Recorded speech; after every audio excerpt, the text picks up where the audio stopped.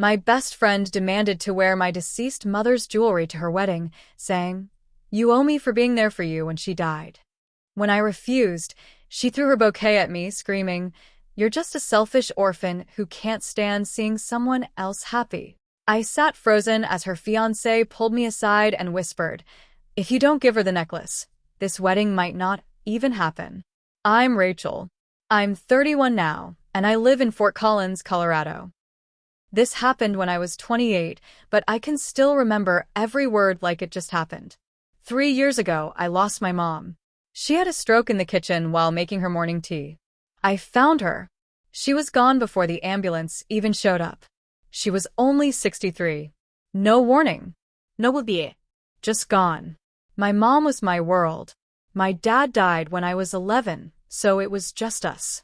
We weren't rich, but she worked hard and raised me right. She was my best friend. After she died, I couldn't sleep. I couldn't eat. I was numb for weeks. The only person who kept me grounded was Claire, my best friend since college. We met at CSU and hit it off fast. Same dorm, same major. We had late-night Taco Bell runs and cried over breakups together. She was like a sister. After the funeral, Claire practically moved in with me. She brought food, stayed over on the couch, helped me when I broke down. She helped me clean out my mom's house, helped me sort through her things. When we found the jewelry box, I cried so hard I couldn't breathe. Claire held me and said, "Your mom would want you to have this." She handed me a small velvet box with a necklace inside, gold chain, tiny sapphire pendant, simple and beautiful. My mom wore it every holiday, every birthday, every big moment.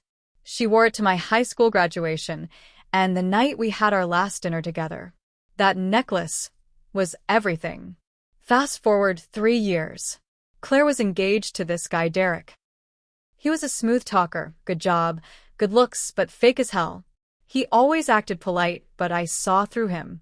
He made passive digs, like calling me the poor orphan with a sob story. Claire always brushed it off as just his sense of humor. I kept my mouth shut. It was her life, her choice.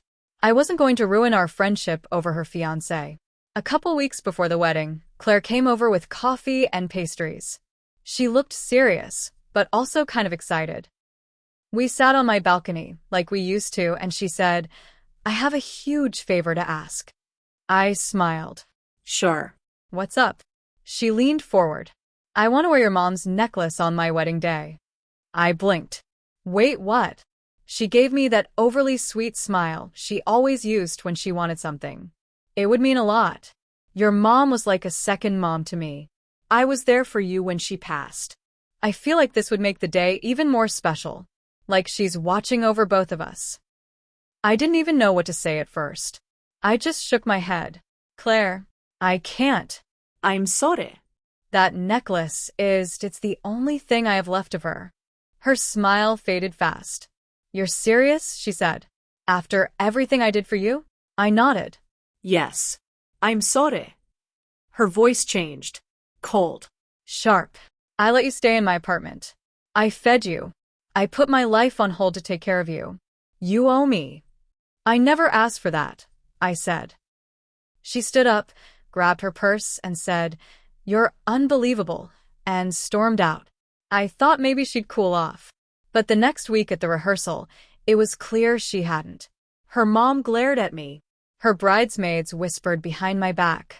I heard someone say, "She's being dramatic about a piece of jewelry." Even Derek barely said 2 words to me. The day of the wedding, I showed up on time, in the dress she picked for me. I was trying to be normal, trying to be supportive. I told myself, don't make this about you. It's her day. Right before the ceremony, Claire walked up to me in full bridal makeup, her dress already on, veil pinned back. Her face was red and splotchy, like she'd been crying hard. You ruined this, she snapped.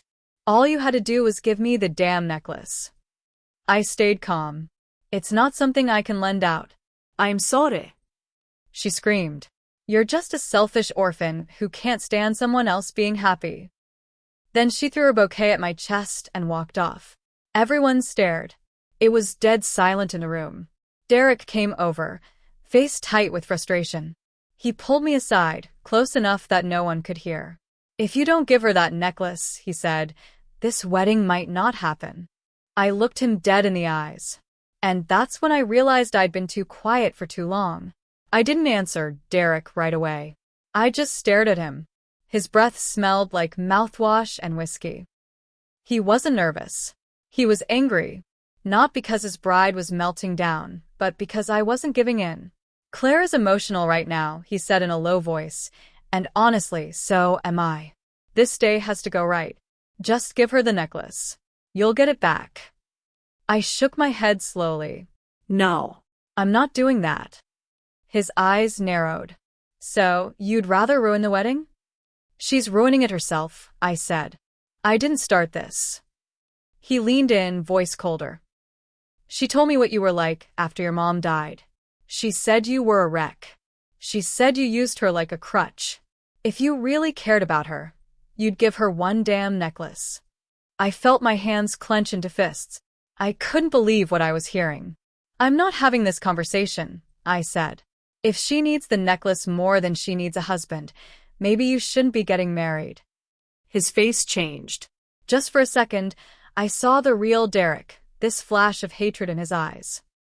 Then he stepped back, fixed his tie, and walked off. A few minutes later, one of the bridesmaids, a girl named Heather, came over with a forced smile. "Hey, Rachel, Claire says she doesn't want you in the ceremony anymore. She thinks it'll be less stressful." I blinked. "She's cutting me out?" 10 minutes before the wedding. Heather shrugged. "I'm just the messenger." I stood there for a second, processing. Then I turned and walked out. Not out of the venue. Out to the parking lot, to my car. I sat behind the wheel, locked the doors, and just stared at my hands. I thought about leaving, just driving away and forgetting it all. But something made me stay. I pulled out my phone and opened the group chat Claire had with her bridesmaids, a chat I was still part of. She hadn't removed me yet. That's when I saw the messages. "Claire, if she doesn't give me the necklace, I swear to God I'll lose it. Claire. She's acting like she's the only one who ever lost a parent. Boo-hoo. Claire. Honestly, Rachel's gotten so weird since her mom died. I'm not even sure I want her in my life anymore. Claire, let's just get through the wedding, then I'll deal with her." I said frozen. Then I took screenshots. All of them. Every word. I didn't know what I was going to do with them yet, but I knew I wasn't going to stay silent. Then I remembered something else Derek had been texting me a few months ago. Drunk messages. Stupid flirty stuff I ignored and deleted. But I had one saved. I'd kept it, not really sure why. "Derek, if things were different, I'd be with you, not Claire." Suddenly, I knew exactly what to do. I sat in my car for a long time, staring at the screenshots. My heart was racing. My hands were shaking, not from fear, but something hotter. Anger. I'd been made to feel like dirt at her wedding. After everything I did for Claire, after trusting her, crying in her lap, letting her into the most broken parts of me, this was how she saw me. I wasn't just mad. I was done. I walked back inside. The ceremony hadn't started yet. The guests were seated, music was playing, and Claire was hidden away in one of the side rooms. I wasn't on the program anymore, but nobody stopped me. I walked straight to the groom's suite and knocked. Derek opened the door, already annoyed. "What now?" I held up my phone. "Let me talk to you, for 1 minute. Just you and me." He sighed and stepped outside. The hallway was quiet. I showed him the screenshots, both sets. Claire's nasty messages about me and the one he sent me months ago. His whole face changed. He went pale first, then red. "You kept that," he said. "Yep. You're threatening me? Before my wedding?" I smiled, but it wasn't friendly. "I'm not threatening anything. I'm just letting you know I'm not the girl you can shove around. And Claire isn't the innocent victim she's pretending to be." He looked like he wanted to punch the wall. "You think this is going to change anything?" "It already has," I said. "But that's up to you now." I walked away before he could say another word. I wasn't even sure what he'd do. I just knew I wasn't going to be silent anymore. I went out to the back patio to get some air. A few guests were there. Some sipping drinks, some smoking. I found Heather, the bridesmaid, sitting alone. Heather, I said. Can I ask you something?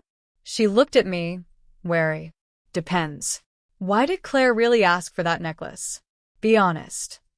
Heather looked around, then leaned in. She didn't just want it to feel close to your mom. She said it would bring in sympathy points. She wanted to wear it during the vows and mention you in her speech. Something like, I wear this necklace from my best friend whose mother passed away. It reminds us to cherish family. She thought it would make people cry. Ist sehr daher, stunt. She wanted to use my grief as a prop? Heather just shrugged. Claire's always been dramatic. Right then, a planner rushed out of the venue, looking frantic. Is anyone with the bride? She's asking for Derek. She says she needs to see him now. Heather stood up. Should we go in? I didn't move. I had a feeling this wasn't going to go the way Claire planned. A few minutes later, the doors to the venue flew open. Derek was storming out, no boutonniere, no jacket. He looked furious. Claire came chasing after him in her wedding dress, holding her veil up off the floor. Derek, wait. We can talk about this. But Derek wasn't stopping. He turned around in the middle of the parking lot and yelled, I'm not marrying someone who lies to her friends and uses dead parents to look good. You're disgusting, Claire. The whole place went silent. Guests turned. Bridesmaids gasped. Claire froze in the middle of the sidewalk. Then she turned to me. You did this, she spat. You evil, jealous little freak. She walked up to me, eyes wild. You couldn't stand that I was happy. You never could. You want to ruin my life because yours is so empty. I didn't say anything. I didn't need to. She reached for my arm like she was going to shove me, and that's when her father stepped in. He'd been watching from nearby. He grabbed Claire by the elbow and said, Enough. You embarrassed yourself. Let's go inside. She tried to fight him, but he pulled her back in. I stayed outside. My phone buzzed. A few people who had heard what happened were texting me, some apologizing, some in shock. I didn't know what was going to happen next. But I knew one thing. I wasn't finished yet. I stayed outside for a while after Claire's dad dragged her back into the venue. I could still hear shouting from inside. It wasn't just between her and Derek anymore. Now her mom was involved, the planner was panicking, and some guests were already leaving. I walked to my car again, sat behind the wheel, and stared out the windshield. I should have felt good. I exposed the truth. I stood up for myself. I stopped being the quiet, grieving friend and became someone who didn't let people walk all over her. But it didn't feel good. It felt empty. I'd lost my best friend. Someone who was there through the hardest time in my life, even if she turned out to be fake. And I'd helped ruin her wedding, even if she deserved it. Still, I wasn't going to carry shame for any of it. Not anymore. I drove home, took off the dress, hung up my mom's necklace where it belonged, back in the velvet box, on the top shelf of my closet. I poured a glass of wine and sat down. That night, I did something maybe I shouldn't have. But I did it anyway. I posted the screenshots. I uploaded them to a private wedding Facebook group we were both in, full of mutual friends, old classmates, co-workers, people who knew us both for years. I didn't write a long message. Just said, Claire asked to wear my late mother's necklace to her wedding. When I said no, this is what she said about me. And this is what her fiancé had to say, too. Then I hit post and walked away from my phone. By morning, it had blown up. Comments poured in. Some people defended Claire. Said grief makes people selfish. Said I should have just let her wear it to keep the peace.